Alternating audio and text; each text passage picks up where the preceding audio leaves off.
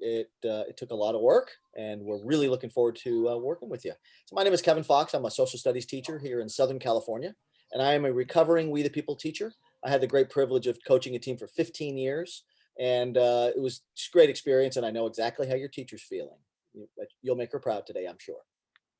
Welcome, Washington. My name's Steve Lindley. I'm in Wyoming, and congratulations and commendations for getting to this point, and for all the work you've put in, as well as your teacher and all those who have helped you. So we're looking forward to hearing from you. Greetings from Chicago, Washington. My name is Tim Murphy. I work at the University of Chicago, overseeing the Master Liberal Arts program there, and also have fun running some continuing education programs for social studies teachers.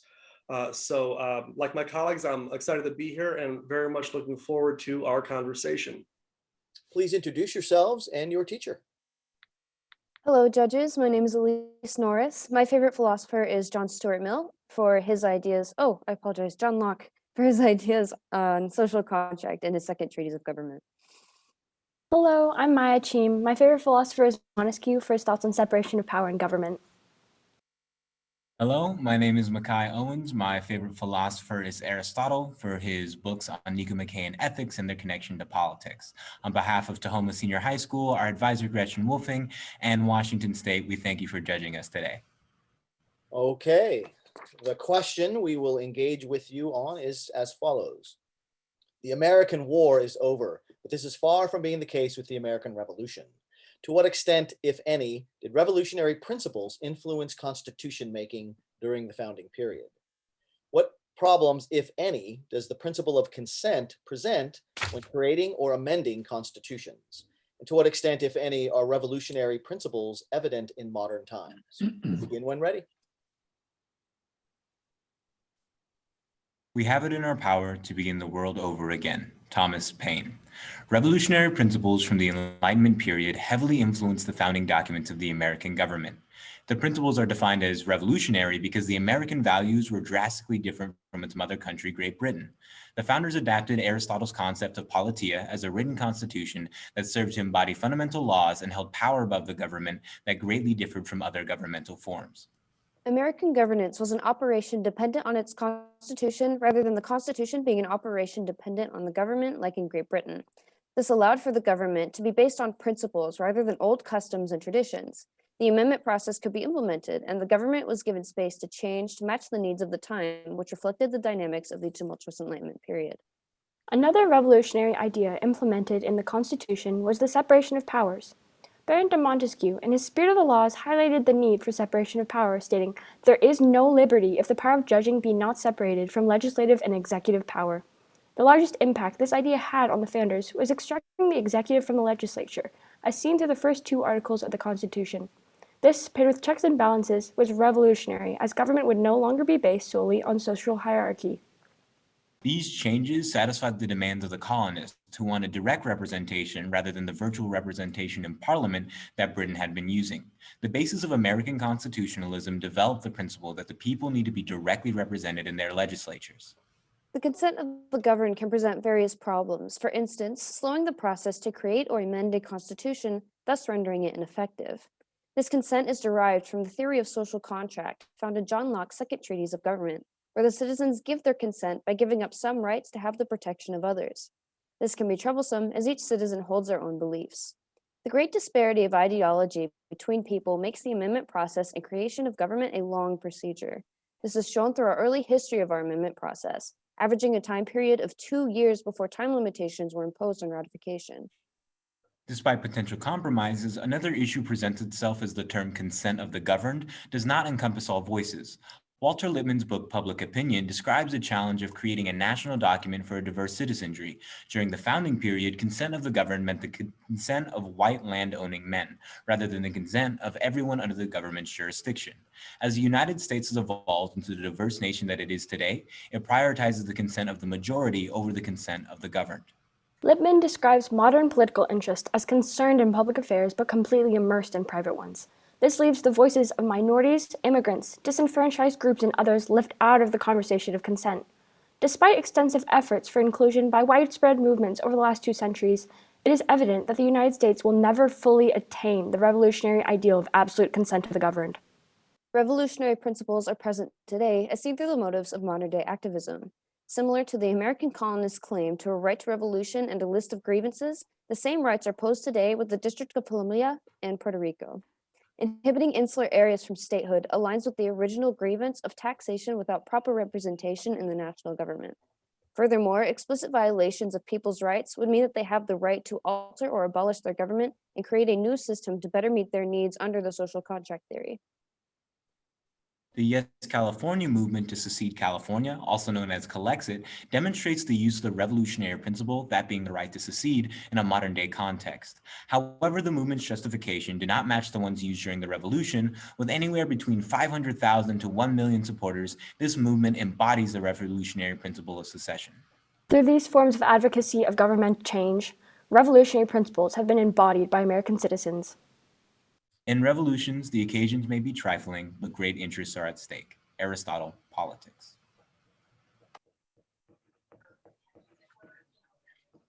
All right. Very nicely done. I'll lead off here with, so you referenced Aristotle among many others. And can you elaborate a little bit maybe on the principles of classical republicanism and natural rights? Do they interface nicely or do they conflict with one another? So some of the principles put forth by Aristotle and the ancient thinkers, and then Locke and some of the natural rights philosophers. There is a distinct difference between classical republicanism and natural rights, as they do contradict each other. Natural rights focuses on the individual rights of each individual person. That would mean freedom of speech or certain rights that we see in our Bill of Rights, whereas classical republicanism focuses on the common good and the community of people and working together to benefit one another.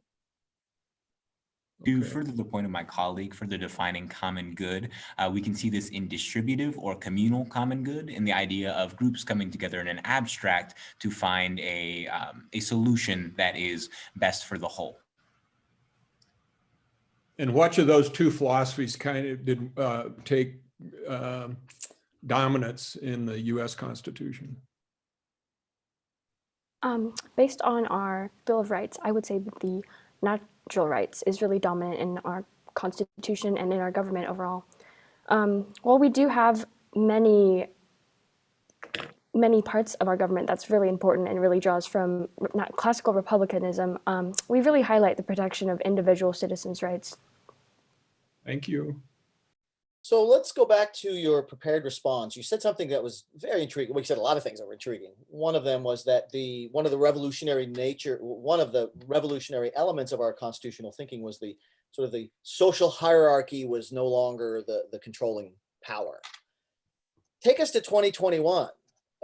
Does that social hierarchy in any extent still exist? Is it a problem? Is it something we need to deal with? If so, how might we do that?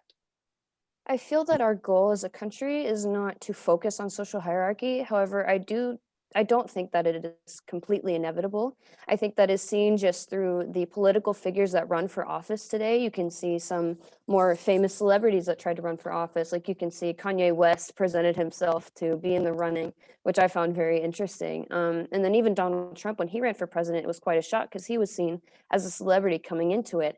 And social hierarchy, it doesn't always include just who has more money, but just who is more popular amongst the population of the United States. And I do think that it always has a role to play, but I don't think that it is part of our government and a goal of our government to really construct who is our representatives or who are not our founding, but our leaders. But if the vast majority of our senators and a good number of our representatives in the House are millionaires, and private corporations are dominating the donations towards political candidates, do we have a problem with a social hierarchy sort of dominating and controlling and forgetting the poor people? I think it does favor people who have more money, especially when it comes to campaigning, when you want to be elected into office. I think that those who tend to have more campaigning or just more money put in towards a commercial on television or even just ads on YouTube, they tend to get more attention from the people, and thus they are more likely to have a vote when it comes to general elections. That's quite upsetting for me personally, because I do not think that those people who have all that money are representative of every single person in our country. And so I do think that it can be an issue. However, that again, I don't believe that it is meant to be that way for the structure of our government. To answer the second portion of your question, when you ask about if there is a solution to the idea of a social hierarchy, or in the sense of an economic sense, those millionaires controlling the politics that are occurring today, I would argue the idea of education, going back to Aristotle, the idea of politia, or a written constitution, is to have the government work with its people, work with educating its people. So with the implementation of more civic education programs or events such as this, we can have a more informed populace that will have greater effect, thus increasing the amount of people voting and taking part in government. In agreement with my colleague, it would also be really important that we have a reversal of the Citizens United versus FEC case that occurred, because I think ever since that case, that landmark case did occur, we've seen an inflation of millionaires in our politics, and it's really problematic.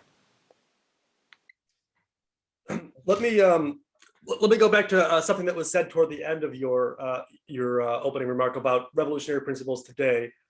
California, CalExit, I don't remember, but you know what I'm talking about.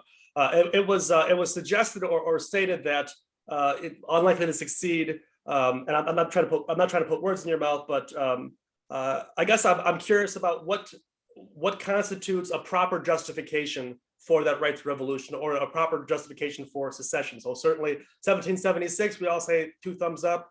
California, maybe we're a little more on the fence, and certainly 1861, Southern secession. So what sort of factors go into justifying citizens exercising that right to revolution? Looking specifically to California's idea of being able to secede, there's actually 3 different major movements on the idea of Calexit, or the secession of California. We have the Yes California movement, the California Nationalist Party, and the People of California. And their major ideas come from economic stemming, with the idea that they pay the same amount of taxes or the same in military funds as Saudi Arabia did in 2018. And I feel that those do not justify the ideas of secession or the ability to revolt, as it's not an inherent governmental problem rather than in economic spending.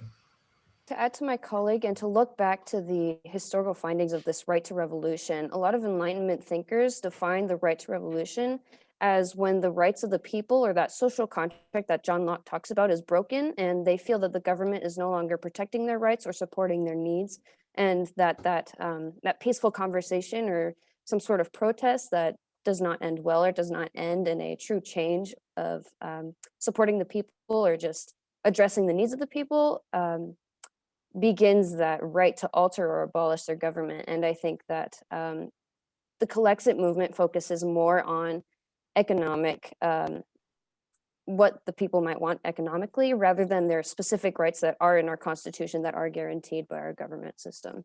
Well, let me try and throw one curveball in here in the last minute we have. So in addition to the economic complaint that folks in California will have, every dollar they pay in federal taxes, they maybe get 60 cents back in federal services. But also, so I live in Illinois, and my colleague here, Mr. Lindley, lives in Wyoming. We each have 2 senators. So like when I vote for senator, mine's like 1 out of 10 million or something, and his vote for senator is 1 out of 250,000. Does that change the equation for California? The senatorial representation in particular. I would say it does change the situation for California. Also, going back to their argument, their idea that they have so many people. Time. Please finish that thought. Yeah, absolutely. They have so many people and not enough representation is another one of the reasons for separating and creating an entirely new government body as a whole. Good job, guys, ladies and gentlemen. Wow. Steve, take it away.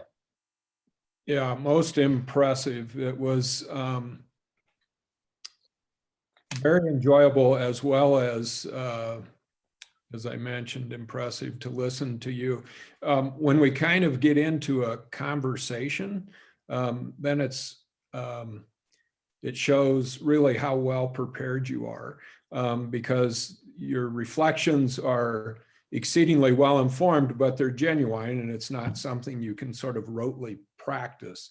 And so you did that with great polish, and it was impressive to listen to. You complement one another. From the very outset, I enjoyed your opening with your names and your favorite philosopher, and then you tied that into your essay.